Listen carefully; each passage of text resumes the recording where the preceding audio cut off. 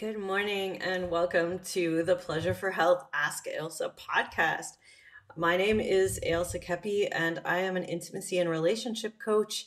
And I'm coming live to you today to talk about something that recently a client brought up saying, please do a podcast about this. So here we are. This is called The Art of Receiving Pleasure.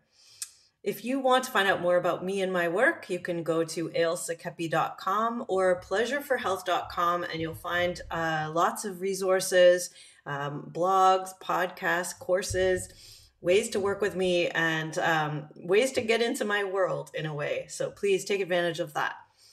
So for today, what I wanted to kind of dive into with you all was this art of receiving pleasure. Because I say, let's talk about receiving pleasure. And everyone's like, well, that's the easiest thing ever. Like everybody wants to receive pleasure. That must be, no trouble at all. But when we actually think about it, how many of us actually don't receive pleasure well or at all? And how many of us are actually open to, taking in pleasure or gifts or generosity from our fellow humans or even from the universe in other ways? So many of us do find this difficult because and here's why. I'm going to tell you, this is not a huge secret, but it's a revelation. It actually takes more vulnerability to open the door of our heart and receive a gift than it does to, leave a gift at someone else's doorstep. Did you notice that when we leave, when we do things for other people, we just go, we give something to them, we offer them, something from our heart, some flowers or muffins, or, we do something nice for them. We have never had to open up our own heart. And honestly, they don't either. Like if we just left it at their doorstep, they can later on, take it in if they want to. But this is actually way less vulnerable to give than it is to receive. So, it's interesting because we kind of have focused in our culture around the art of giving. And it's lovely, don't get me wrong. I don't want to have a culture where we don't give to each other. Obviously, somebody has to do the giving, but it's way less vulnerable usually to give to someone else than to receive, because receiving requires us to open and take something in. And that's a big deal. So many of us are, we become these kind of avid gift givers, and we kind of just have this vain hope that somehow, somewhere, someone will do something nice for us in return. And sometimes, honestly, that backfires big time because we keep on giving and giving, hoping that that's going to, lead to someone doing something nice for us. And, some people do they take, and you might say, well, there's takers, and there are. I don't know if I would call everyone a good receiver of gifts if they're just taking what you give them. So if you're like, well, I always give and it doesn't seem to do anything, those people don't have any trouble. I cook them dinner every night. I, drive my kids around. I do all the things for them. Sometimes we are takers and we're not actually taking in the gift. We're not getting, when we take those things for granted, even we could say, we're not actually getting the benefit. We're not getting pleasure from that. We may be getting fed, we may be getting money, we may be getting lots of things, but we are not feeling joyful and fulfilled, I would say. So this opening up and actually accepting requires some interesting things to happen for us. So this is what I'm going to dive into today.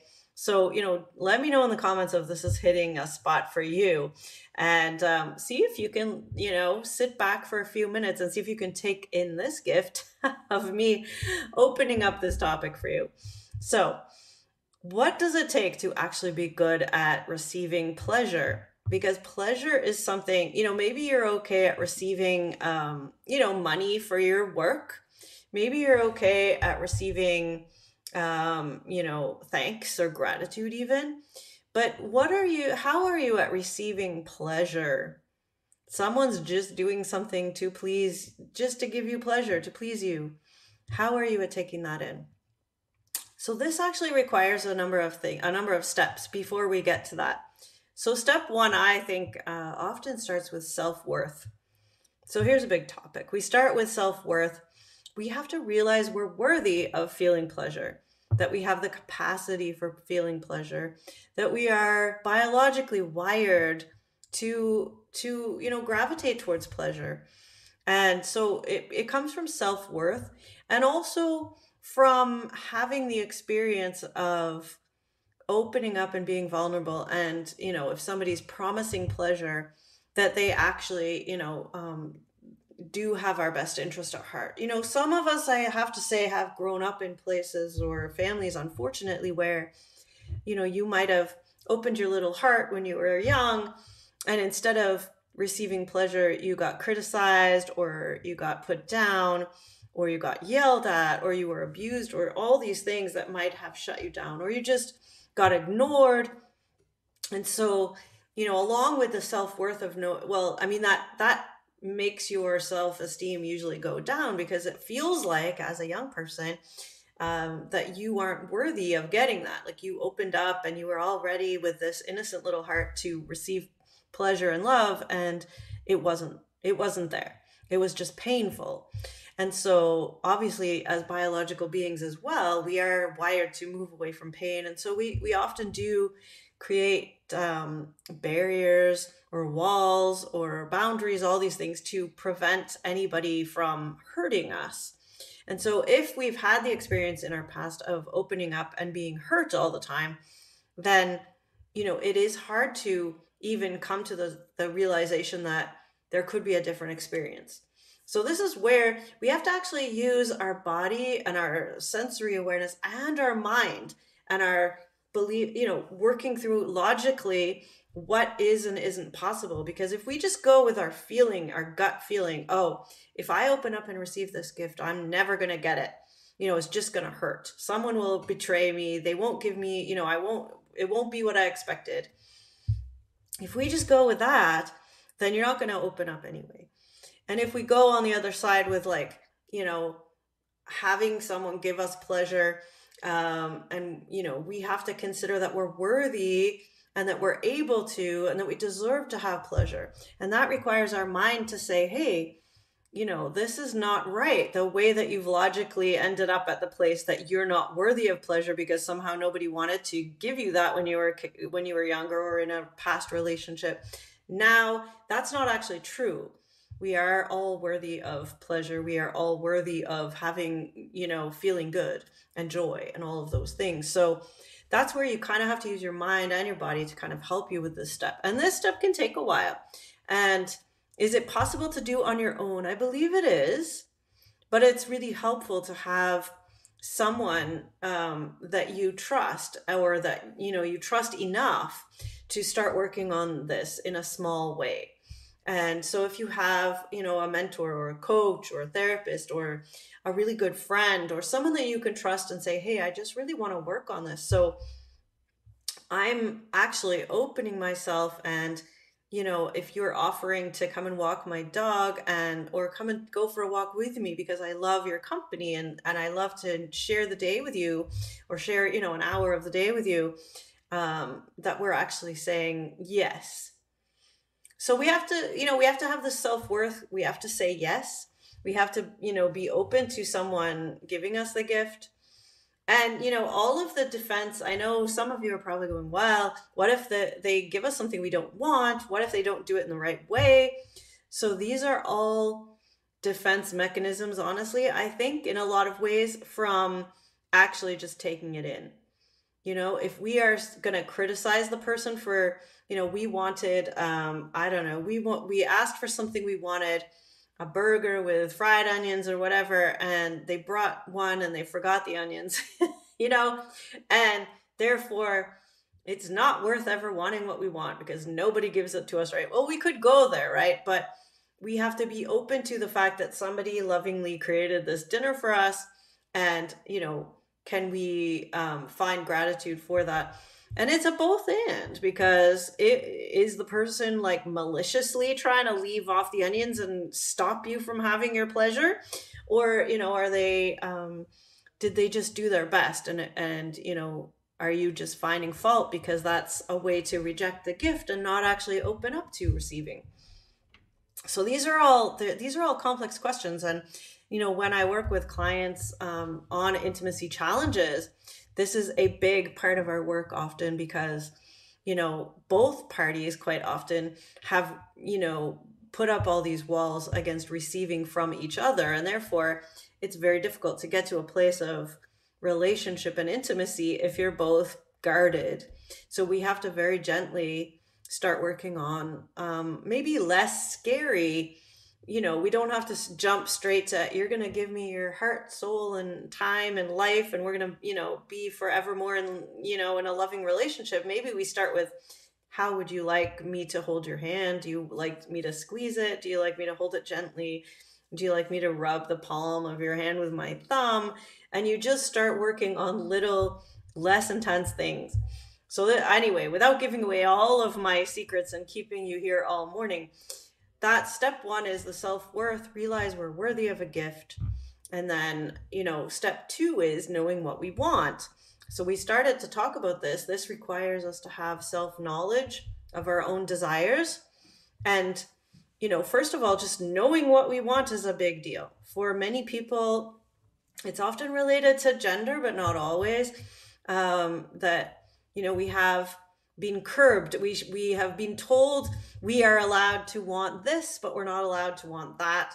So our desires have to fall in line with cultural norms. They have to be acceptable.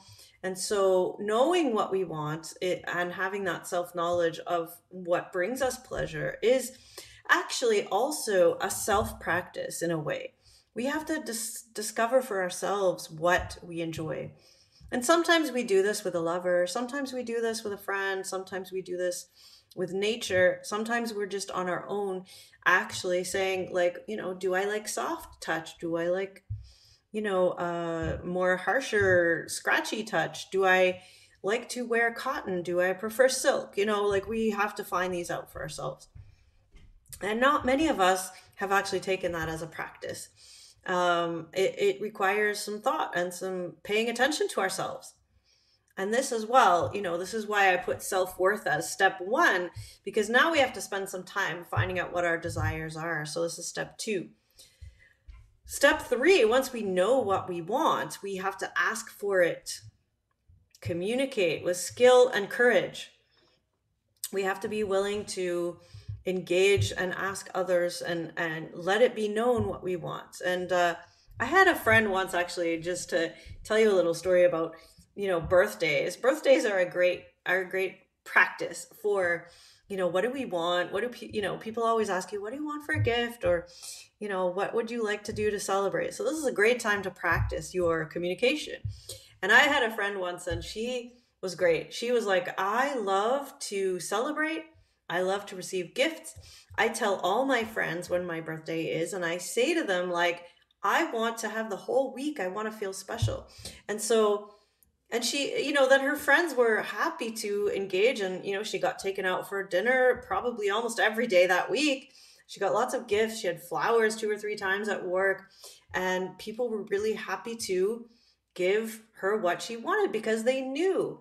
They were like, I know what she wants. It's easy to please her. And it's so lovely to give a gift to someone who receives it well, right? That makes us feel wonderful as givers, to have our gift received with gratitude and all of that. So she was great. She communicated what she wanted and how she wanted it and from whom she wanted it. And, people in her life who loved her and cared about her were happy to do that. And even the people that, that kind of just saw that, everybody wished her happy birthday, even if they didn't really know her, because she was so happy and in pleasure. It was just fun to see her. So it was cool to see that, as opposed to those people that are like, don't tell anyone it's my birthday, and then are kind of secretly unhappy that nobody remembered. So if you want something, ask for it, and, ask for it with skill and courage and the vulnerability to accept, and just the openness to accept what comes your way, then, as long, within reason, right? So yeah, step 4 is accepting the pleasure, or being open to realizing that it might hurt. there is the possibility of pain when we open up to receiving. And we have to accept that risk to open up and receive. So if someone that we really care about, if we commute, we're realizing we have worth, we figured out what we want, we ask for what we want, and then maybe they still go and do something completely opposite because they haven't paid attention. That could hurt. That definitely is a hurtful thing if this is someone we really care and think about, and then we realize they haven't cared or thought about us. So, is that the end and the doom of that relationship? Well, not necessarily, but it would require some serious communicating at that point to say, look, I went through all these steps and it didn't seem like you were listening, or that you paid attention, or that you thought it was worthy to pay, worth it for you to pay attention to what I actually wanted. And then you've got to work that out. So there's some communicating that needs to happen there. But hopefully, if you've been clear, you've figured out your desire, it's, you communicate that, hopefully someone that cares about you would listen, and they would, be willing to kind of offer you the time and energy and care that might require. And we have to open up to the pain of hearing a no. And I think this is something that, especially with male clients that I've worked with, this hearing a no. So we might do all those first steps and we're like, oh, I'm really on it. I've got self-worth. I know what I want. I'm asking for what I want. And then the person always says no. So is that something wrong with your ask? Is that something wrong with the other people? Well, it's probably, complex. But being open to that risk of hearing a no, that could remind us of that time in our childhood, or all the times where we were shut out or told no, or not done that. And so when we've geared up and actually asked for what we want, and then we get told no, it can be pretty tough. And so, we have to grow into that. And if somebody is giving us the thoughtfulness of hearing our request, asking themselves if they could give that with a full heart, and maybe they can't, and then they actually answer with a no, I don't think I can give that with a full heart, I'm sorry, or no, I can't do that, they might be willing to negotiate, but I'm willing to do this, I might not be able, or willing to do what you're asking, but here's something I can offer instead. And does that mean you always have to compromise? Well, perhaps. I don't know what your desires are, and whether you can find someone that perfectly matches your desires. Potentially they're out there, and potentially your partner or your friend might be willing to discuss working up to your giving you what you actually desire or want to experience. But if you hear a no and you say, well, here's what I'm willing to do, that actually is a gift in and of itself, in that they've been honest with you. So they haven't just gone along and then been resentful later. This is actually a gift. So if you hear a no, and when you get to the I'm asking for what I want stage, somebody who loves you might say no. And they might say no, and it means they love you. They're being honest with you, what they can offer you. So I feel like, learning to hear a no is actually super important as well in this whole process. And realizing that that isn't a rejection of everything you are, or even a rejection that your desire is valid. It's just a no to them fulfilling that desire in this moment. So then again, there becomes a need to communicate. Would this be something you would be willing to offer, later at a different time of day, when we're on holiday, when you get your paycheck? I don't know, any of those things, right? So, that's the communication piece as well. But we have to be willing to hear the no and realize that that is also a gift. If someone is saying no with integrity and really having thought about it, that can actually feel very loving. And you can learn a lot about each other and your relationship that way. So the gratitude is the next step. Whatever you receive, being open to being grateful. So if it was a lesson in hearing a no, then you're grateful. If it was a complete fulfillment of your desire, then there's gratitude for the person taking the time and energy and care to do that for you. So feeling and expressing true gratitude and appreciation for what the person listened, and that they, whatever, if they listened and they heard and they cared and they offered what they were willing to offer, then having gratitude for that. And then the pleasure and savoring whatever experience you had. Can you just take some time to savor it? It's not gone before. Some people, they receive a gift and they like it, they say thank you, but it's like 2 seconds later they're on to the next thing, and they haven't really even taken time to savor or enjoy the pleasure that has given them. So enjoying the experience we've created and allowed and received, making space to really sit in that for, even just an extra few breaths can be amazing. So, when I give someone a massage, I sometimes do massage for people.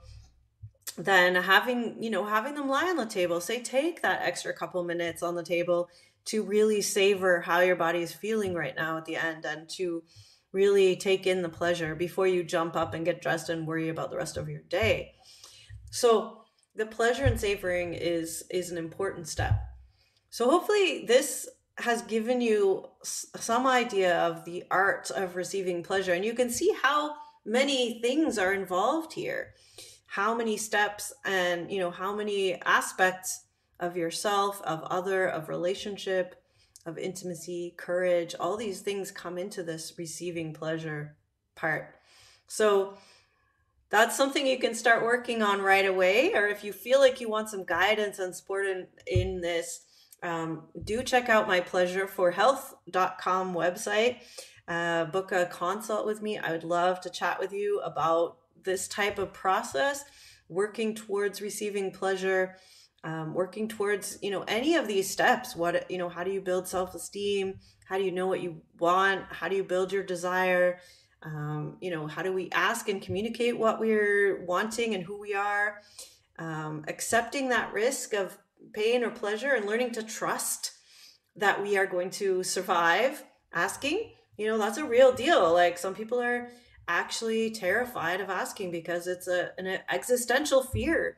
If I ask for what I want, I will be annihilated. And that could come from, our early childhood.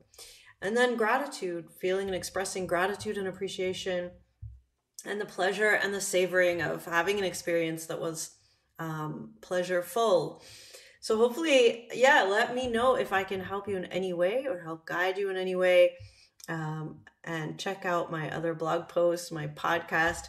I have a YouTube channel, starting off a YouTube channel, so check me out there.